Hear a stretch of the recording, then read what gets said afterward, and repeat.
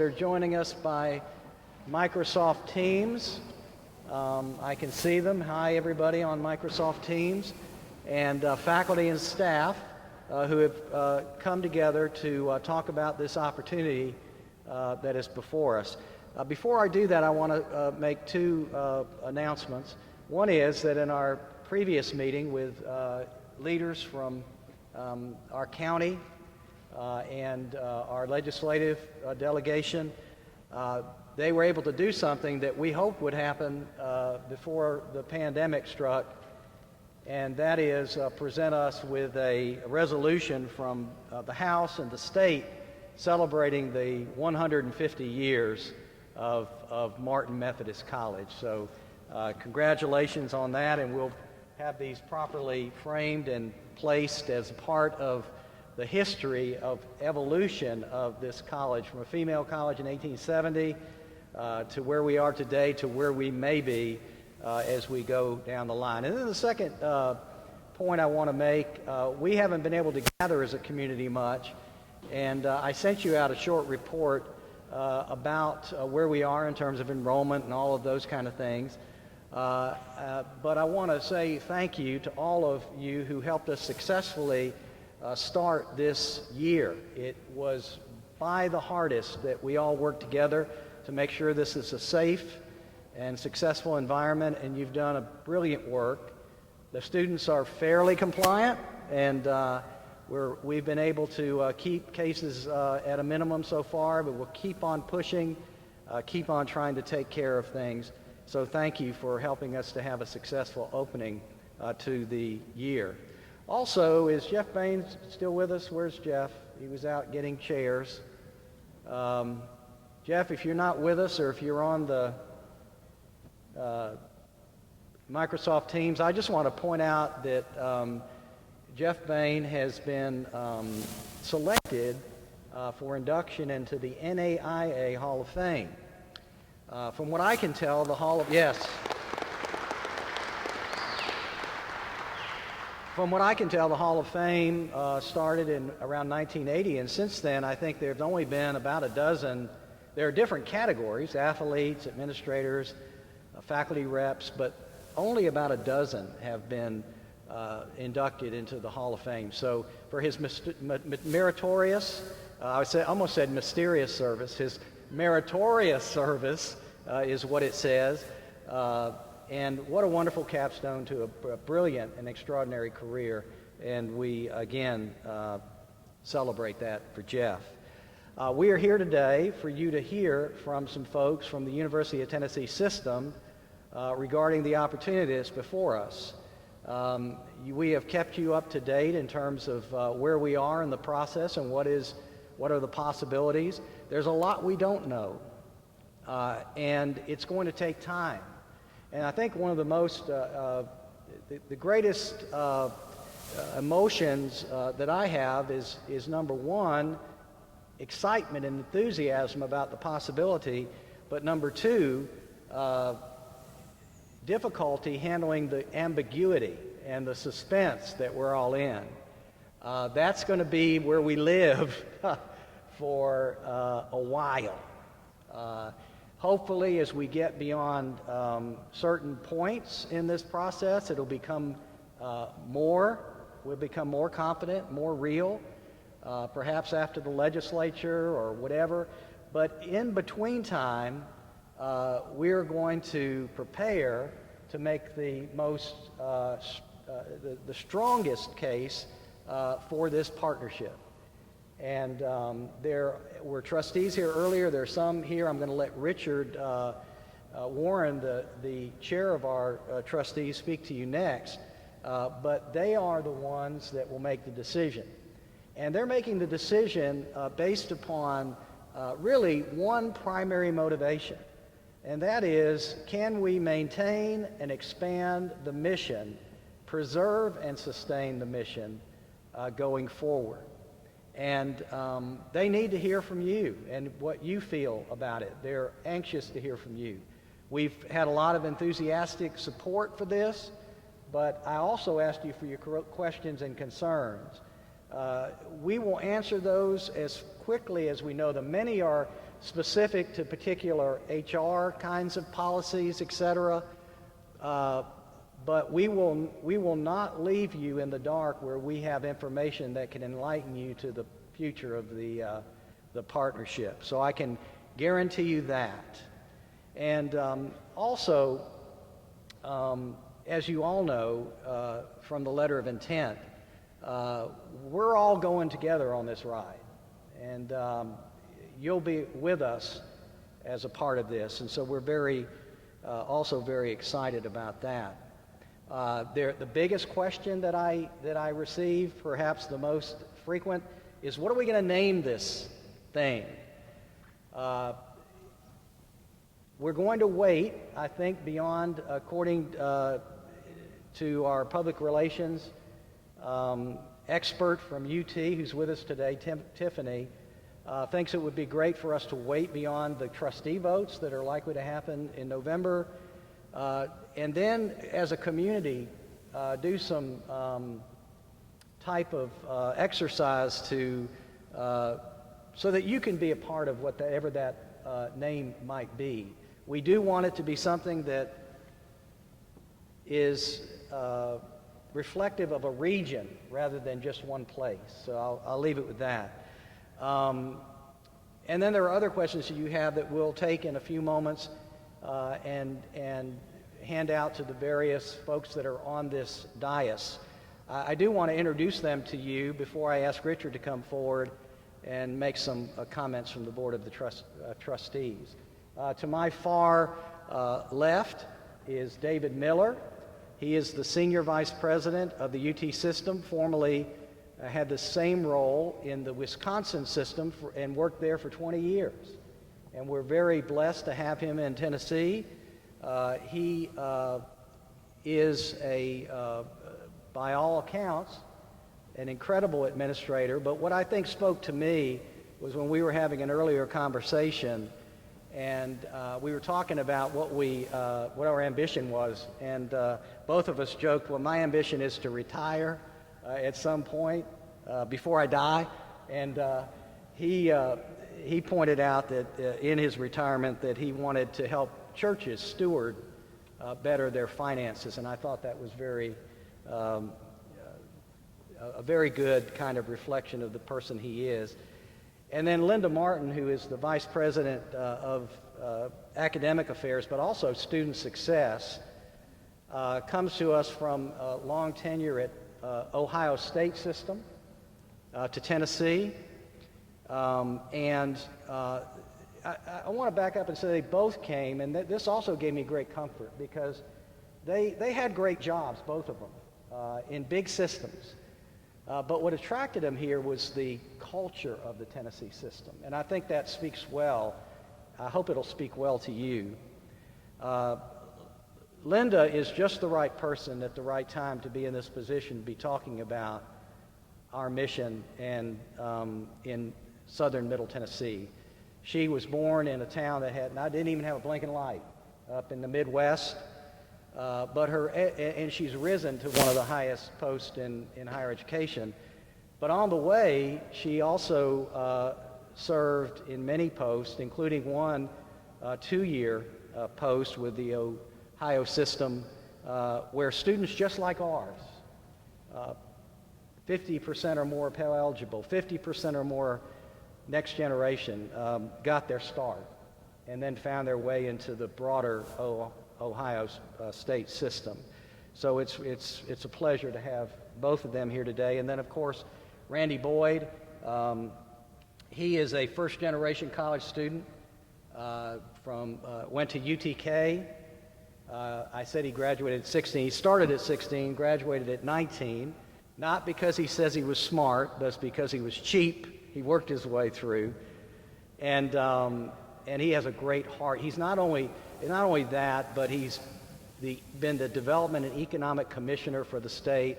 He's I can't think of anybody that's more, I think, aware of the rural places in Tennessee and the Tennessee in general than this man, having served in the roles that he served.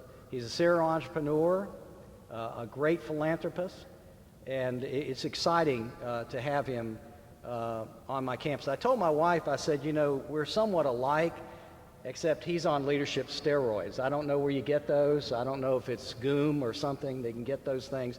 But he is an incredibly powerful leader. And so we're excited to have him as well. Richard Warren has a lot at stake here. He's not like a Johnny-come-lately like me. I've been here going on 4 years. There are a lot of people like Richard here. There's people like Robbie Shelton, been here 30 years. Rhonda Kleiner's been here 30 years. Brandy, our athletic director, has been here 20 years. Jeff Bain's been here nearly 30 years. There are a lot of people that have been here and have helped the institution. And by the way, Byron Troger's here. Byron served in a particularly difficult time. And those that have brought us to this place, and I think that's important. Richard's mother's mother wouldn't have had access to an education if she didn't come here. His mother came here. And he told a story. We were at Lawrenceburg talking to those folks over there. He said that his grandfather served the second largest church as senior pastor in Clifton, Tennessee.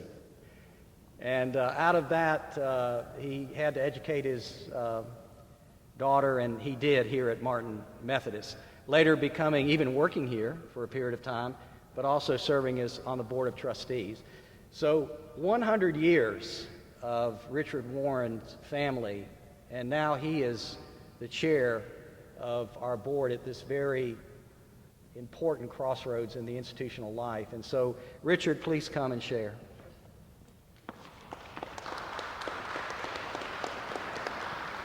Thank you.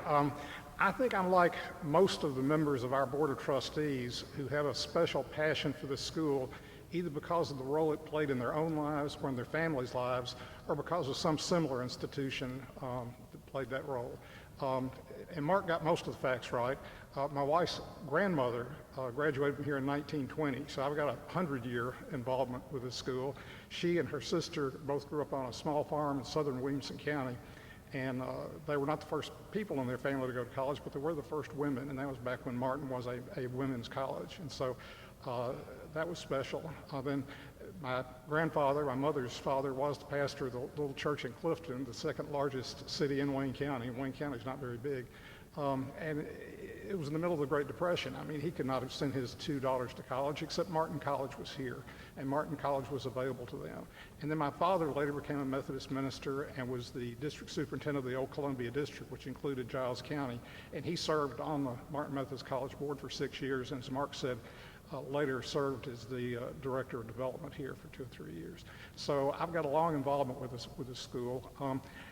I was talking to one of our trustees, Duran Johnson, just a little bit ago, and I said, you know, it's crazy the things that look like they're terrible and that wind up being a positive thing. I said, this COVID thing is terrible, but it forced us last spring to take a very hard look at the college's finances. And the good news is we were in good shape going into it, but we made sure that we did a lot of defensive things so that we would get through, because we didn't really know what this fall was going to bring.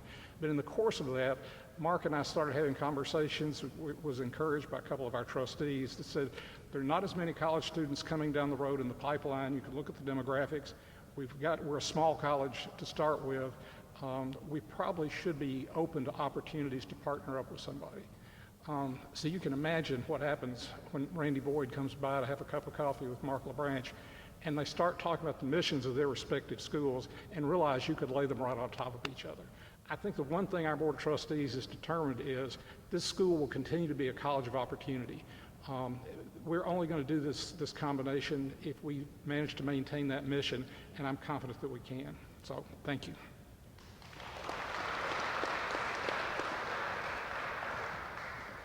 And now President Randy Boyd. Thank you, Mark. Well, I'm incredibly excited to be here, not just for the partnership that we're exploring between Martin Methodist College and the University of Tennessee, but I'm just excited about getting to meet all of you. We got a chance to sit and look around the room, and I don't know if you ever thought about this, but you meet friends, or you have, and then 5, 10, 20 years later, you look back and say, remember that first time we met? Well, today is like that first time we met. And maybe I won't get a chance to talk with each of you individually, but we'll always look back and say, remember, that was the first time we met at that event, that town hall meeting back in September of 2020. So I'm looking forward to getting to know all of you and looking forward to building a relationship. One of the things I love about this job is being able to visit the campuses, so you'll get to see me a lot. I'm hopeful if everything comes forward in the future. One of my primary jobs is to listen, and you can't listen by sitting in an office in Knoxville. So I'll be out here and looking forward to, again, visiting and listening and building a relationship with each of you. I want to also follow up with something that Mark started off this program by saying, and that's thank you. Every faculty member across the University of Tennessee system is working twice as hard as they've ever worked before. And I'm sure that's true of each of you. They're teaching classes virtually and in person at the same time, because not all their students can show up. And the heroes in this big challenge this year has been our faculty. And I know it's the same thing here. So I just want to let you know how much we all appreciate the work, the entire state, the students and the families, appreciate all the hard work and all the sacrifice of all our faculty and administration that are supporting them all across the state of Tennessee. So thank you for that. I thought I'd do two introductions or two briefings of, one, me personally, and then two, the University of Tennessee, for things that you might not know. For me personally, a lot of the little background that I'm going to give you kind of I can tie it back to some experiences with Martin Methodist. Now, Mark already stole my best line about the fact that I graduated from the University of Tennessee at 19, first one in my family's history to graduate, paid my way through, not because I was smart, but because I was cheap, and it is cheaper to graduate early. But I guess that gave me an appreciation and a passion for the rest of my life for how valuable an education is. And so I've spent the rest of my life trying to give other students, other young people, the opportunity to be able to go to college and get an education and get a good job. And I've got an opportunity to do that in many ways. In 2013, Governor Haslam asked me to help him start something called, or become a special advisor in higher education. And in that role, I was able to create something called the Drive to 55, an overarching mission for our state to get 55% of our population with some type of certificate or degree by the year of 2025. By the way, we're doing well. We were at 32% today. We're at 43%. We got a long ways left to go, but we made a lot of progress. We also created that year something called the Tennessee Promise, an opportunity for every student to go to a technical college or a community college free of charge. In that process, as special advisor, we're working with all public and nonprofit private universities. So I try to make every one of the universities. That was my first time getting to come to Pulaski and Martin Methodist, and I was so impressed with the traditions and the culture and the mission of Martin Methodist and what it does for this part of our state and how critical it was. Another year later, I got, by the way, so how does a businessman get all these jobs? If you're willing to volunteer for free, it's amazing the amount of jobs people will appoint you to. But a year later, the governor asked me to be his commissioner of economic and community development. And in that role, our job was to provide jobs all across our state. And a couple of things you realize really quickly.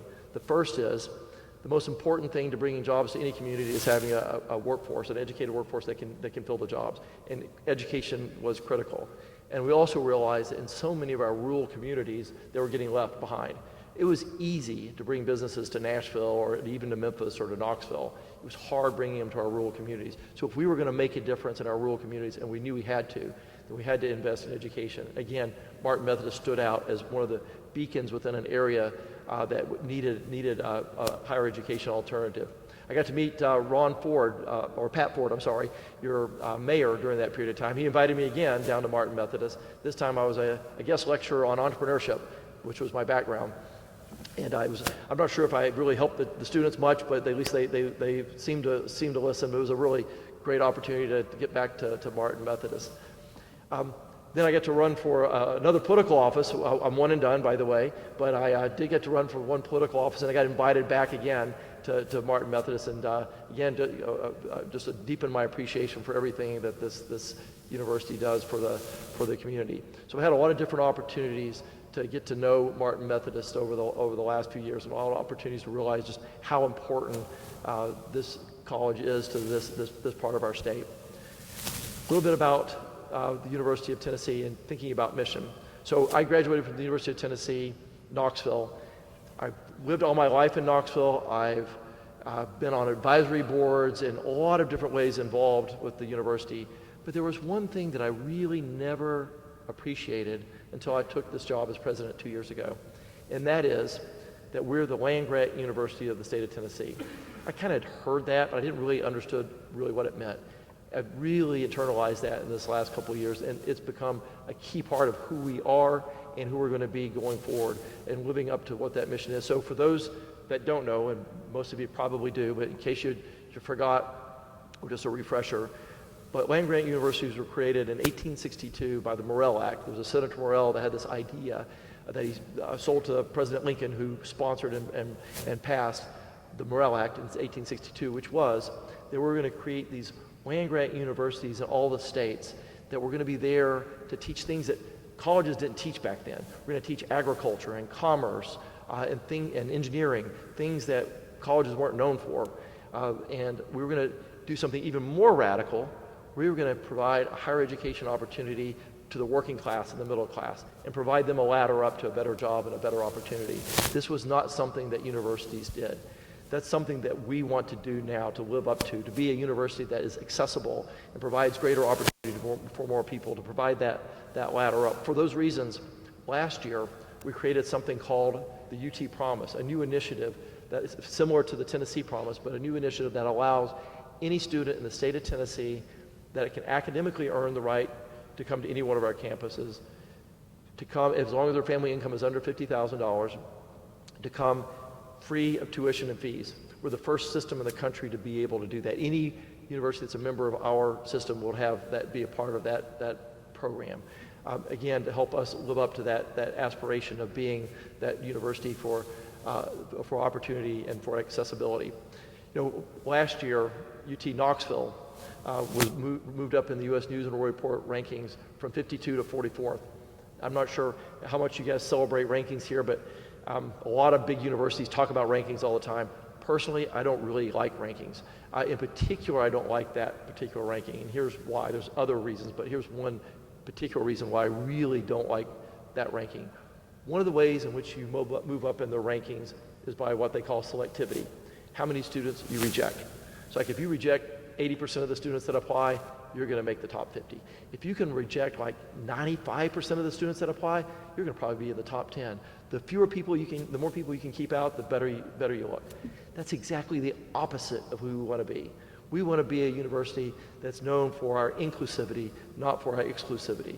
And so that's the mission of the University of Tennessee. That's why we're here. We're here to serve the people of Tennessee and provide more access and more opportunity. So a little background on myself, on the university, and I think it's useful to know, to put in context the meeting that I had with Mark LaBranch about 4 months ago. Also, as a president of the university, as I mentioned, I like to get out. No president of the University of Tennessee has gone to every one of the extension offices. We have 95 across the state. So I set it as a quest. I need to go to every single county and visit with our extension offices. As you know, we have a UT extension office in downtown Pulaski. So I'm going down to visit them. I thought, I've met Mark before. I'd love to find out if there's ways in which the University of Tennessee could have more collaboration with Martin Methodist. How could we work together to provide better educational opportunities in this region? And so on the visit to the extension office, Mark and I scheduled a coffee early one morning. And we sat down, and Mark spent the first 30 minutes telling me about Martin Methodist's mission. And it sounded exactly like our mission. Martin Methodist is here to serve the people of this region, to provide that ladder up, that access to opportunity that they might not otherwise get. The more we talked, we realized, rather than just thinking about exchanging students on programs or some smaller collaboration, why don't we just join forces? Why don't we be part of the same family, be part of our team?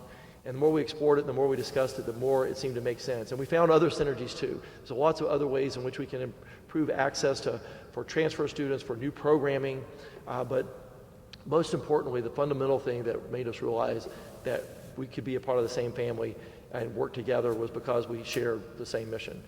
From there, we started looking at what the opportunities are. And I think here's a couple of things to think about. One is increasing enrollment, increasing the number of students that we serve and the impact we have. And the way we think that we can do this is 3 or maybe 4-fold.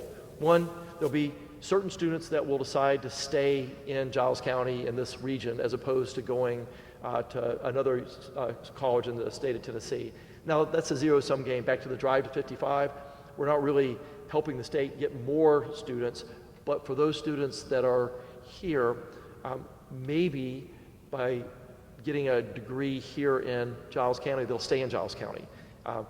The sad fact is, if they go off to Knoxville or to Nashville or to Chattanooga, many of them will stay. They won't come home.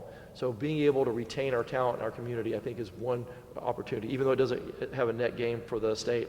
A second area that is a net gain for the state, because of state aid, we will be able to reduce, we should be able, and these aren't determined yet, so I got to be careful not to say these are absolutes, but there's still work to be done. But we imagine, if this gets passed by the legislature, that an additional $4.5 million a year will be coming into Martin Methodist College. Using those funds, we should be able to provide a more affordable education and a more broad education. And for those reasons, there may be some students that are sitting on the sideline that haven't entered a university, a college, that will now come. So we'll be able to increase the number of students that actually come to our university. And third, we're hopeful that we can keep students from going across the border. In southern middle Tennessee, it's closer to go to the 4 college universities in northern Alabama than it is to go to MTSU or any other public institution in the state. And we don't want to lose our students to Huntsville either. In fact, we really don't want to lose them to Alabama. We don't mind quite as much as they go to Chattanooga or Knoxville. We really don't want them to go to Alabama. So we'd like to build a firewall on the southern border and make sure that our students stay in the state of Tennessee. And then finally, we could even be not only a firewall, but a magnet. Imagine students from North Alabama saying, I would love to get a degree at the University of Tennessee across the border. And so it's got a better brand, they've got better offerings, and it's more affordable, and why would I go there instead of getting one of those Alabama degrees? So hopefully we'll be able to attract more students to this part of the state. Finally, I think this is a win-win-win. I think it's a win for all of you, all of our faculty and administration. Being a part of the state brings benefits, and we won't get into the specifics today, but we've done a review, and the benefits of being part of the system are significant. There'll be a lot of different benefits that I think we will find are better for you, and so it'll make and also being a part of the state is also, you've got more sustainability and some more security. The University of Tennessee has been around for 225 years. We'll be around for another century. So I think there's benefits and sustainability there. I think this is going to be really great for Giles County and the city of Pulaski. If we were able to grow our student population, our faculty, and our staff, that brings more employment, that brings more money into the community. It's going to be great for this community. And then, if we're generating all this additional talent, more jobs will come because companies want to be where the talent is. So I think it's a win for the community. But finally, the most important thing, it's a win for the students. All across southern middle Tennessee, they'll have another opportunity to get a great education. We'll have better offerings, more affordable offerings, and we think we can retain more of our talent here. So for all those reasons, again, I think it's a win-win-win. We're incredibly excited about the partnership that I think this brings. Mark asked me in the last meeting to make a concluding remark. I'm not sure if he's going to do that again this time, so in case he doesn't, I'll go ahead and share this. We have a process that we have to go through to get this done. It's not just up to Mark and I to decide. It's not up just to your board of trustees to decide. There's multiple people that have to approve this. So the next step in this process is due diligence. We're going to have to make sure that we understand all the facts, have our legal team review all documents, and your legal team review what we have. We have to have academic affairs, talk with accreditation, and all those things to make sure that we've worked through all those details. We've got to think of, we'll have to check the HVAC and all the other things that, that we got to make sure that everything, that we know exactly who we're merging with, and the same thing goes for Martin Methodist. They want to make sure they kick all of our towers and make sure they understand everything that they're getting involved with. That'll happen over the next couple of months. Sometime later this fall, both boards will get together separately and vote to say, based on all this due diligence, based on everything we now know, we thought we knew before, and I can say today both boards are very enthusiastic. But like us, they want to make sure they've answered all the questions. By late fall, they'll have answered all the questions and feel comfortable to hopefully vote to move this forward, contingent on 2 more things. We still have to have the accrediting bodies, SAC, COC, approve the merger. And second, we have, and very importantly, we have to have the legislature and the governor support. Now, I wouldn't be here today if we hadn't already had a lot of conversations with leadership within the legislature and with the governor and his administration.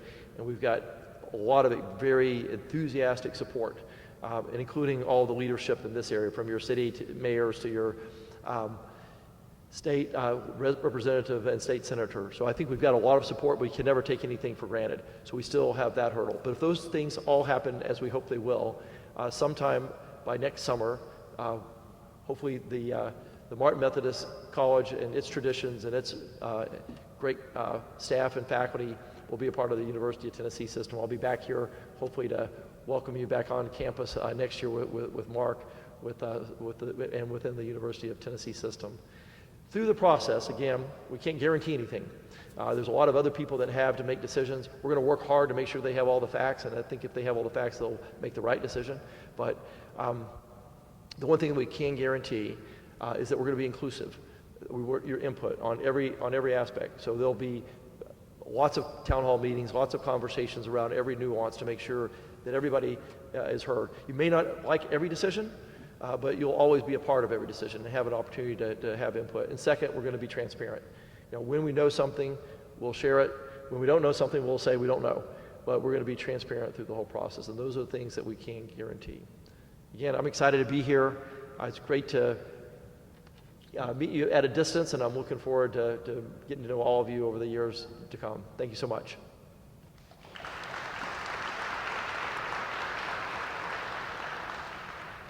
Thank you, President Boyd. While you were speaking, I noticed that Jeff Bain came in. I don't want him to miss out on the adulation that we gave him in celebration of his induction into the NAIA Hall of Fame.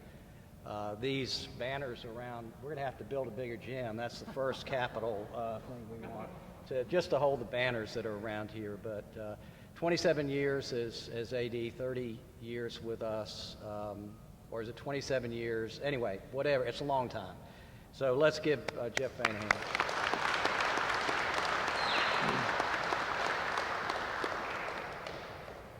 Well, you sent me a lot of questions, and a couple of questions we'll approach this afternoon for the next few moments. Some of them are very specific. So I did want to say that if you have questions and or concerns that are specific to HR, there were a lot of those, and they're very good questions. If you would direct those to Jamie Hubb and to Robbie and the finance team. One of the things I wanted to tell you that while after the announcement, we've been able to now begin to work closer together.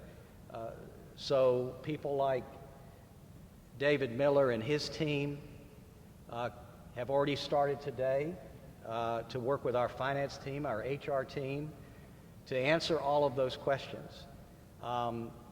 Another set of questions has to do with academic matters, both from students, all the way from, well, they're going to be added requirements put on me. I'm already a sophomore or a junior. The answer is you come in under a certain catalog, you go out under a certain catalog, but there are a lot of those kinds of questions. Also about tenure and that type of thing. But today I did want Linda Martin to come and speak from her heart about what attracts her to this opportunity, because I think that therein lies the message I want you to hear.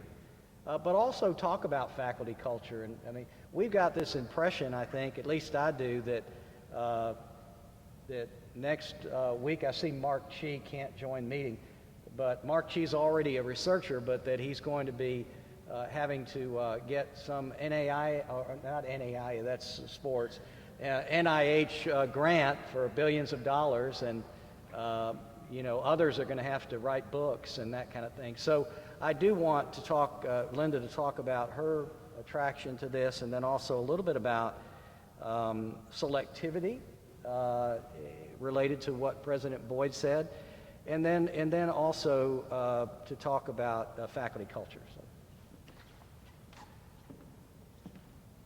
I've got a long list of topics. Let me just begin by saying, you heard Mark say that I came from a small town. I grew up in a town of 250 people. And I'm from an agricultural background. My degree is in animal science, my undergraduate degree, and I'm a quantitative geneticist by training.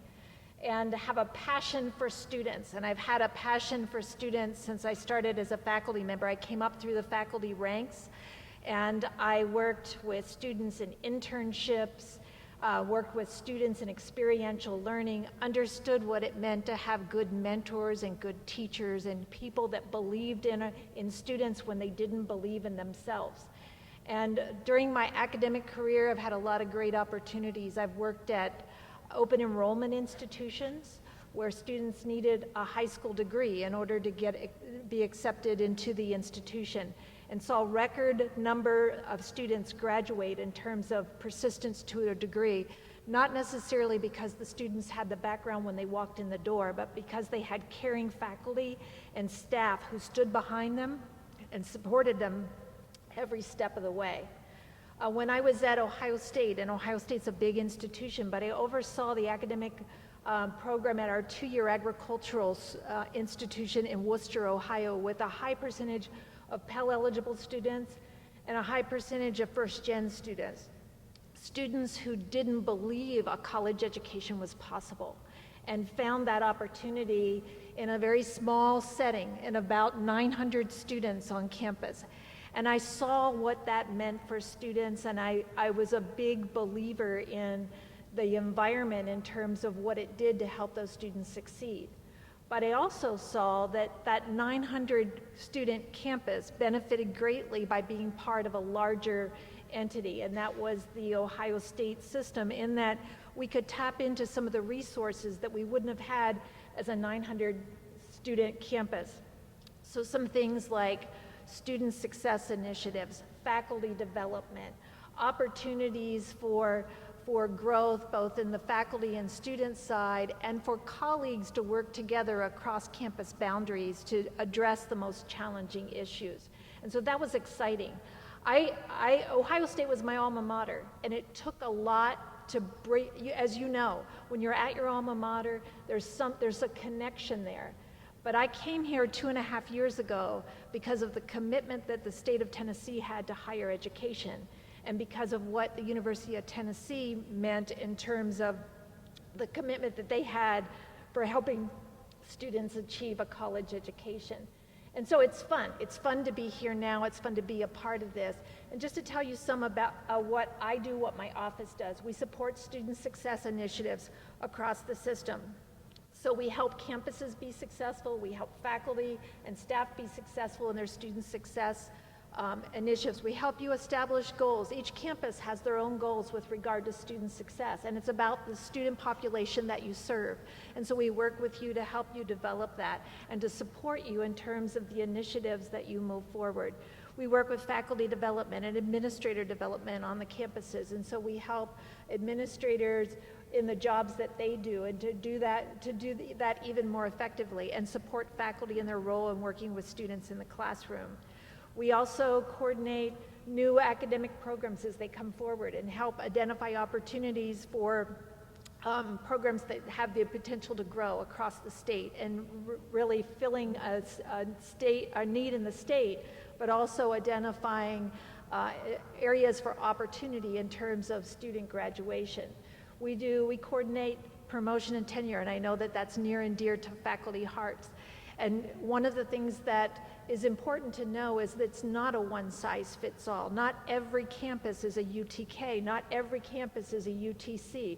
Each campus has its own mission. The faculty determine the requirements for promotion and tenure that comes out of the departments. It's embraced at the college level or the division levels, and then at the campus level. And we support the role of the system is really supporting what the campuses have embraced in terms of the requirements for promotion and tenure. So I think a real fear often is, they're going to impose these unrealistic or maybe uninformed kinds of guidelines or of policies for our faculty that are inconsistent with our mission, and that's not the case at all. Curriculum is owned by the faculty. You make those decisions. You bring those things forward. promotion and tenure is owned by the faculty. I also coordinate the University Faculty Council, and so we have faculty leadership from each of our campuses, and we meet monthly, and we talk about challenges and issues that our faculty face. We talk about challenges that our students face, and we work together to solve those, and President Boyd meets with that group every month. So I don't want to take any more time talking because I know you'll have questions, but I want you to know that having been a faculty member, having worked with student populations across the spectrum of range of preparedness and interest and passions, I want you to know that I've been in your shoes, and I want to do everything that I can to be supportive of you and the role that you have in working with students, because students are our focus, but I also want to work with you as a campus to help you achieve your goals as a campus and fulfill your mission. So, thank you.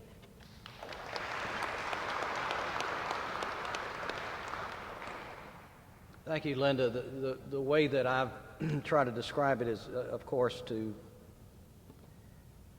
Linda, who understands it completely, is that we're a teaching institution. And so what we expect of our faculty, most of all, is that they better their craft in their way of teaching. And the University of Tennessee system relationship is going to increase that opportunity for you.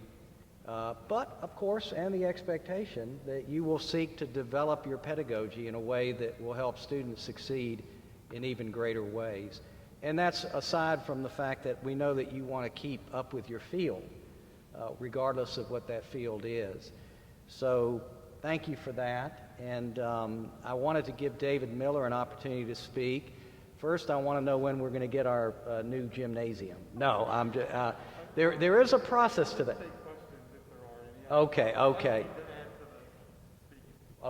Well, I want to say that already David and his staff are working with us to anticipate budgets.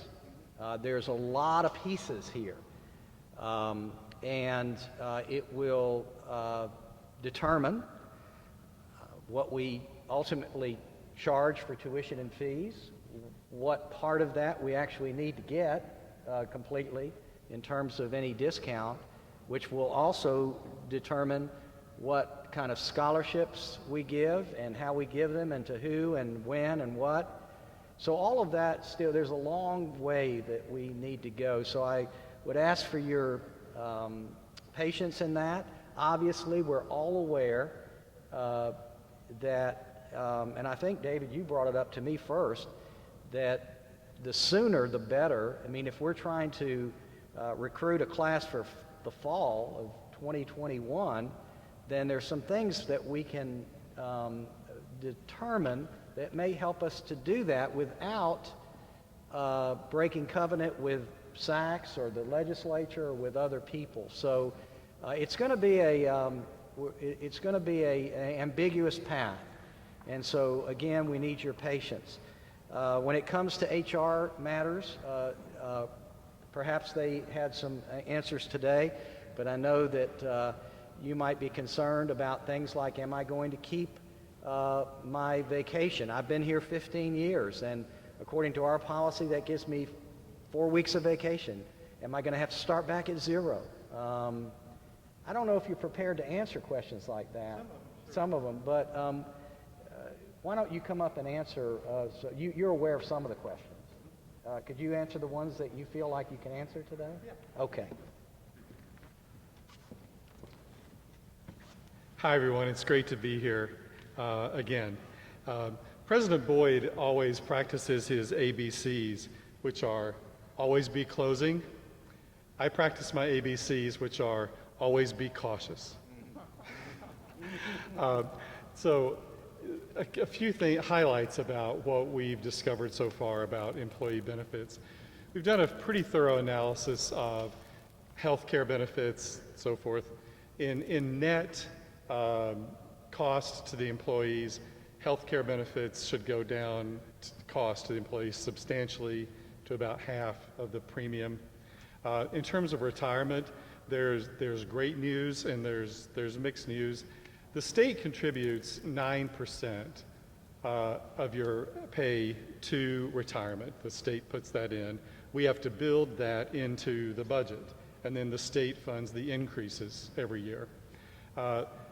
However, the state requires every employee to contribute 5% to that. So everybody has to participate in retirement. There's two kinds, a hybrid and a ORP that you have now, depending on where you are in your career would determine what you would choose.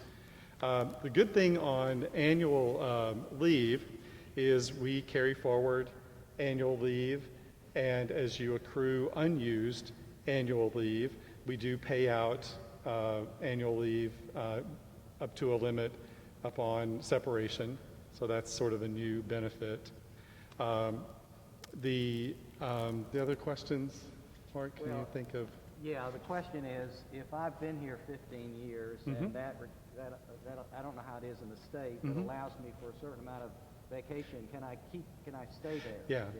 Vacation is one that we do have some discretion over. We don't have to go to the state for, and we talked about it earlier today, and we think it would be advantageous to everyone if current levels of unused vacation rolled forward and you kept that in the transition.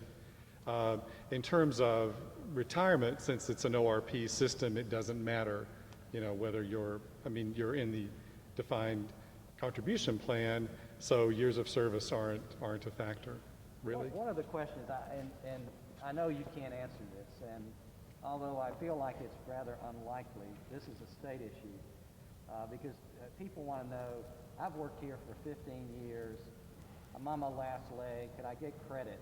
No, in the state system for those 15 years. So that's a question that's been asked a lot. Normally it takes 10 years, right, to be vested in the, okay, go ahead. No, that's the beautiful thing about the optional retirement system that you have. You could just stay in the state has TIA CREF also, could stay in the optional retirement system in which you're immediately vested. There is no waiting period for that, and it's not based on years of service because it's a defined contribution plan. So if you stay in TIAA, you just move along. What are the other benefits, though, of retiring with a certain number of years in the system, like health care, that kind of thing? That's if you are in the defined benefit program. Okay. So if you worked for the state for a long time and you were in a defined benefit program that was not based on what you put in, but rather the state's making a commitment, it's 5 years of vesting, you have to have a combination of 95 years between age and service. But that doesn't apply to the ORP system. I see. Yeah. So if you decide to go into the defined benefit system, and let me back up, right now it's a choice to match 5%. In the pension system of Tennessee, it's not a choice. Correct. Everybody, and it's, I think that's a good thing, because I know when I was younger, I was thinking short term, and I should have been thinking long term. But, so I want to make that clear. Number two, if you're in the defined benefit, which actually gives you a pension based on number of hours, years of service, and gives you an opportunity to stay in the health care beyond retirement, that takes 5 years to vest. And is there any precedent for giving people credit for service? There is not. You would, and the state doesn't have, and virtually no state has anymore, a pure defined benefit system. They've really gone away. What the state offers is a hybrid system in which it's still the 9% the state matches, it's still the 5% the employee matches, but it's split between part of it is in a defined contribution plan and part of it is in a defined benefit plan. So your retirement is a mixture of those two. You have some absolute certainty and some risk in the defined contribution plan. You would do that if you were younger in your career and had years of service ahead, but it takes 5 years to vest in that. other questions that you all have, I think that there are specific circumstances, like one of you asked me,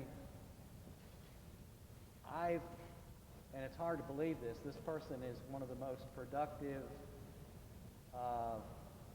people on our campus, and you'd never know this, but this person had a previous career with the state, 30 years, retired, and is now doing another 30 with us, I hope. When we become UT, how do we hire that person? Do we have to contract with that person? Can they retire from the system and then be a part of the system? I think that's probably, Mark, getting into a level that it would be most appropriate to look at a specific case.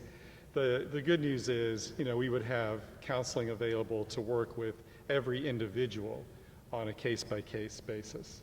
Yeah. We would find a way to make sure that that person got compensation, right? Yes, exactly. Exactly. So athletics has been a big question, and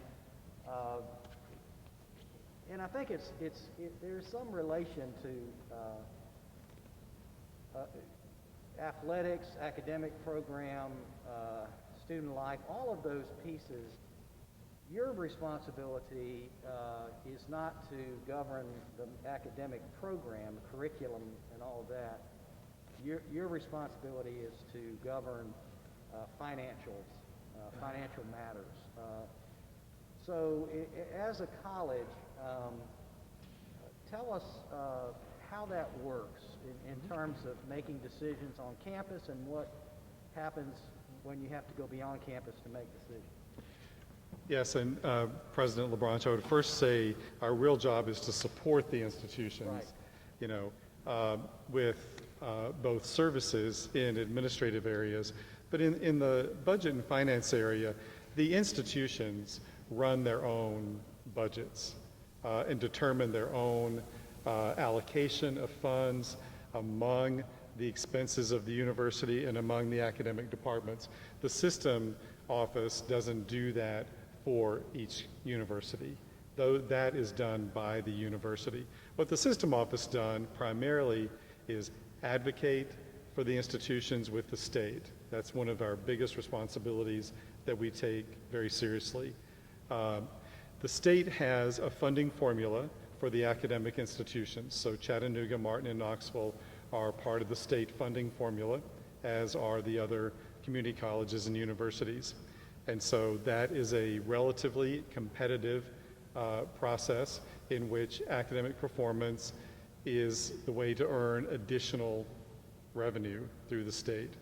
While it is competitive, it's a progressive measure. And because there's a formula that runs that, if you look at states comparatively, Tennessee has done much better than most states in state funding for higher education overall. It works well. Thank you. Thank you.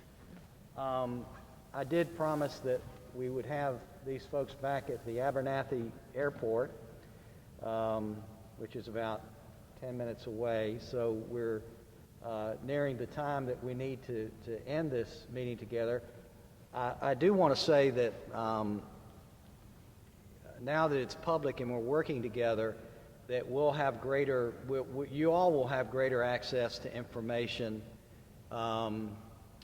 when we receive it. And like I said, if you're working through Dr. Cheatham on the academic side and through Robbie Shelton on the finance side, etc., we'll try to find out all we can as we go along. Once again, the timeline is due diligence now. I'm really excited that UT has employed a firm called Huron. And when you think of due diligence, it's helpful to think of it in three ways. One is operationally. So they're going to want to see that the operations of the college are have a certain level of fitness, all the way from board minutes to accreditations to a report that Jamie had about disposal of environmental waste, on and on. And then there's a level of due diligence that has to do with finances and looking into the finances of the institution to make sure that everything we reported, of course, we're in the middle of an audit now. But that also has to do with in the realm of higher education, how do we do financial aid, and has it been done well? And we know that it has, and that we've been audited recently, and all that's good. But they need to make sure of all those things. And then the final thing is this a good decision from a marketing and standpoint? In other words, is this needed? And if we decide to do this, is it likely to succeed in the ways that we expect it to? So there's that amount of due diligence that will be done probably through the month of October. We're thinking sometime in November we'll be prepared to have enough information for both boards of trustees to make what might be referred to a memorandum of understanding, a more formal agreement around this. Then we'll be requesting legislature around some enabling legislation. At each point in the process, there will be opportunities to fashion this partnership. And finally, to the hopeful acquisition in the summer of 2021. Students will graduate with our diploma this year. If they graduate in 2022, it'll be University of Tennessee if we're now acquired. That's another question that's been asked by our students. So new programs. One of the things I think that we're already doing, thank you, Linda Martin. She's invited some of us who are, where it's relevant, to be a part of some seminars that are being done. Normally that would have been done together in one place, but are being done over 5 days, 1 hour at a time, that have to do with some of the things we're facing that are critical to student success. So we're thankful for that, already benefiting from UT.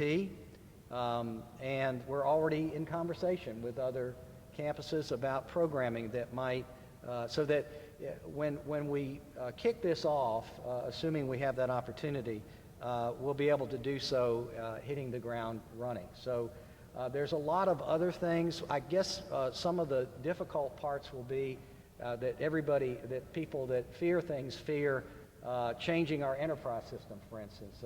Moving from, and I got to tell you, you should fear that, because it's going to be, we'll probably have to have it both up at the same time, but we'll get through that. That's just technical stuff. But we'll go to a new system, banner system. At the end of the day, it'll be better and more intuitive. Nobody likes our enterprise system, but ours is worse, I can guarantee you, than yours. But anyway, all of that has to be done.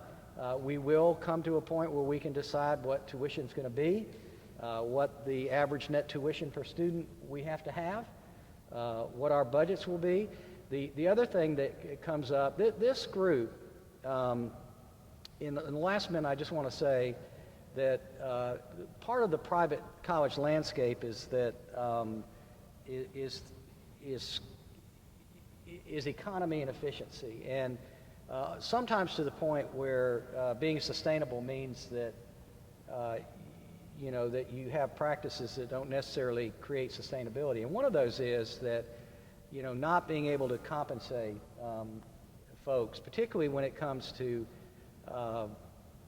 a cost of living kind of adjustment. I will say about this group that we did this 10 years. Over the last 10 years, if you average the years by the Social Security Administration guidelines, you get about a 1.86 cost of living average per year. This group has had about a 0.80 over the last 10 years. So can you tell us how the system works with that? briefly, the state funds annual compensation adjustments for all state employees, which we get to enjoy being a part of. For example, in the pre-COVID budget, the governor's first budget as introduced, there would have been a 2.5% pay plan increase for all employees. Now, we didn't get that, but only because of the budget crisis with COVID. And for the last at least 8 years, we've had good, solid budget increases. There were 2 or 3 years during the recession that we didn't get annual cost of living increases, but generally, if the state has funding, they treat public employees quite well, and they fund our benefit increases as well. Yeah. Thank you. I think I want to end on that note, unless there's some burning question that needs to be addressed. Once again, this won't be the last time you see these people. They'll be back on campus, and again, I want to point out Tiffany over here, who is the Vice President of Public Relations. Jeff, she started in sports information at UT Martin and is now Vice President of Public Relations for the system. And among other things, she gets calls from the Vice President's office and asking if Dr. Burks can come, and they had a wonderful visit by her. I hope she sticks with it, don't you? She's a wonderful lady. All right, I'm going to ask you all to leave this way so that we can keep with our guidelines, and thank you, everyone.